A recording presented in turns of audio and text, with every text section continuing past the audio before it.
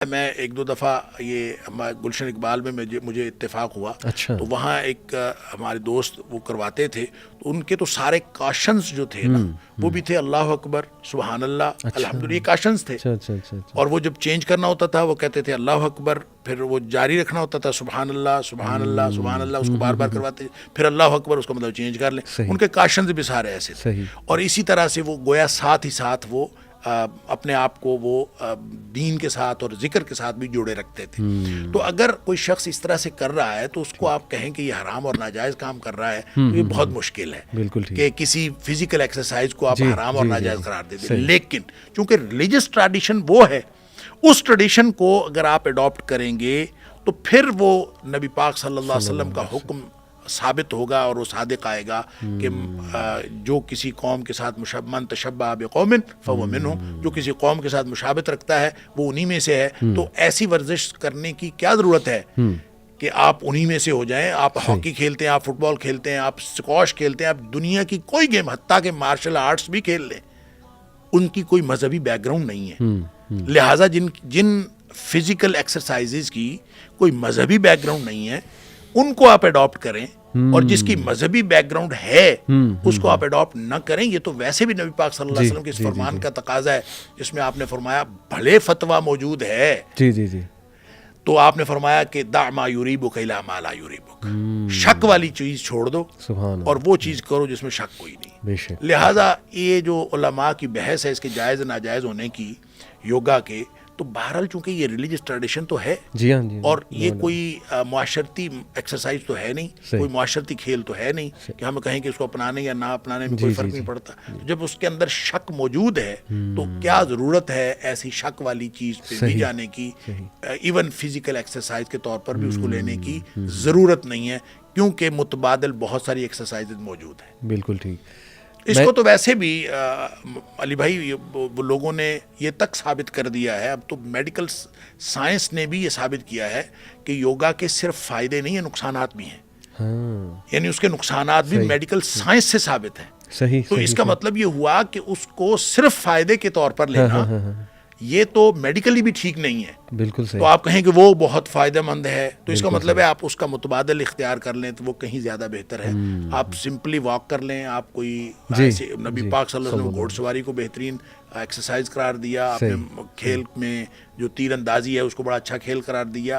تو اپنے آپ کو فٹ رکھنے کے لیے مومن قوی جو ہے وہ زیادہ اچھا ہے، مومن ضعیف سے، کمزور مومن سے قوی مومن زیادہ اچھا ہے. یہ شریعت کا تقاضا ہے، لیکن اس تقاضے کو پورا کرنے کے لیے یوگا کرنا تو ضروری نہیں ہے. آپ مارشل آرٹس کر لیں، آپ کوئی ایکسرسائز کر لیں، تو دوسری ایکسرسائز جو متبادل کے طور پر لے لیں. کوئی ایسی مجبوری نہیں ہے کہ ہم یوگا ہی کریں، انلیس کہ کوئی اس روایت سے ہم اس کو کاٹ سکیں.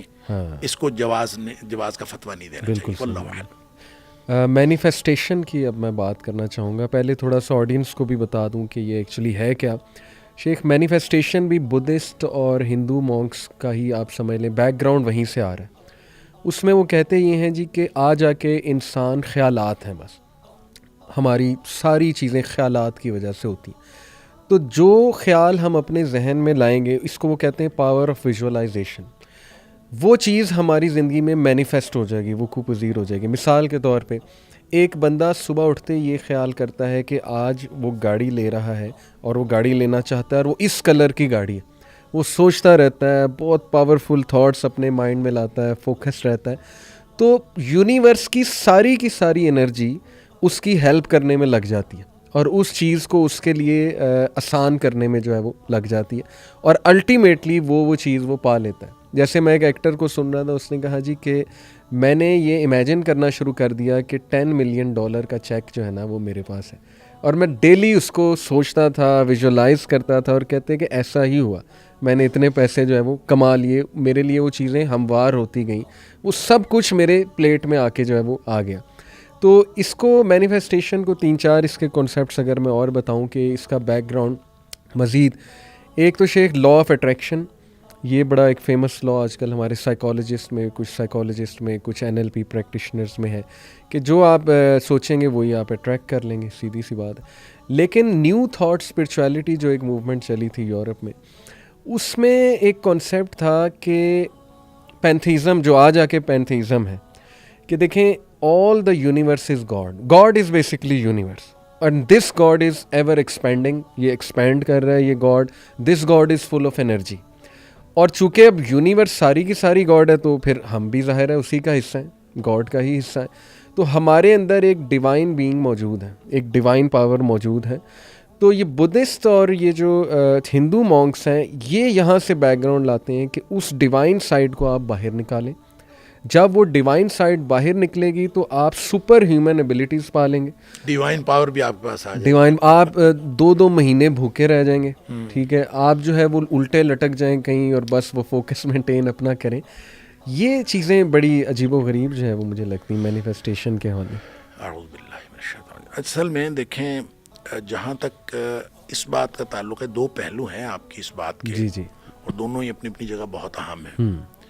ایک تو اس کا جو کانسیپٹ کیا ہے یہ, جی, اور اس کے پیچھے اس کی ہسٹری کیا ہے اس کانسیپٹ کی, اور اصل میں اس میں پیچھے عقیدہ کیا ہے. صحیح. اور دوسرا یہ ہے کہ اس کا جو ایکچوئل اس کی ایگزسٹنس ہے وہ, جہاں تک تعلق ہے اس کی ایکچوئل ایگزسٹنس کا, کہ آپ جو چیز کرنا چاہتے ہیں وہ آپ کے لیے راستے آسان ہو جاتے ہیں, پازیٹیو اور نیگیٹو یہ سوال نہیں ہے. صحیح. سوال یہ ہے کہ جو بھی کچھ آپ سوچتے ہیں یا کچھ کرنا چاہتے ہیں تو وہ بالآخر آپ وہ کر گزرتے ہیں یا کر پاتے ہیں. ٹھیک. تو قرآن کہتا ہے نولی ما تولا, کوئی جدھر جانا چاہتا ہے ہم اس کو پھیر دیتے ہیں. صحیح. اس میں کون سی بات ہے, صحیح. اللہ تعالیٰ اسباب آسان کر دیتا ہے. صحیح. جس نے کہیں جانا ہے, پھر والذین جاہدوا فینا لنہدینہم سبلنا, جو ہمارے راستے میں کوشش کرتے ہیں ہم ان کو اپنا راستہ بتا دیتے ہیں. تو یہ دونوں طرف کوئی شخص اگر جانا چاہتا ہے تو اللہ کی طرف سے تو راستے آسان ہو جاتے ہیں.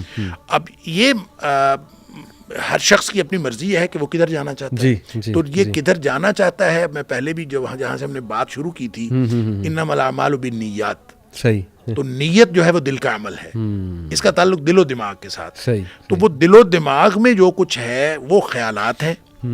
تو خیالات اور اس کے جو ظاہری اعمال ہیں دونوں کے مطابق کوئی شخص کہیں جانا چاہتا ہے تو وہ ادھر کو اللہ تعالیٰ اس کا راستہ آسان کر دیتے ہیں. یہ بات عملاً موجود ہے. جی. لہٰذا قرآن نے سادہ بات کہہ دی, انا ہدیناہ السبیلا اما شاکرا و اما کفورا, دونوں راستے ہم نے بتا دیے ہیں. کوئی ادھر جانا چاہے کوئی ادھر چلا جائے, ادھر جانا چاہے ادھر چلا جائے. خیر اور شر کے دونوں, فجورہا و تقواہا, یہ بھی میرا خیال بالکل وہی ہے کہ ونفس وما سواہا فالہمہا فجورہا و تقواہا, کہ ہم نے نفس کو سوارا اور اس کے اندر ہم نے الہام کر دیا, اس میں برائی بھی الہام کر دی اور اس میں نیکی بھی الہام کر دی.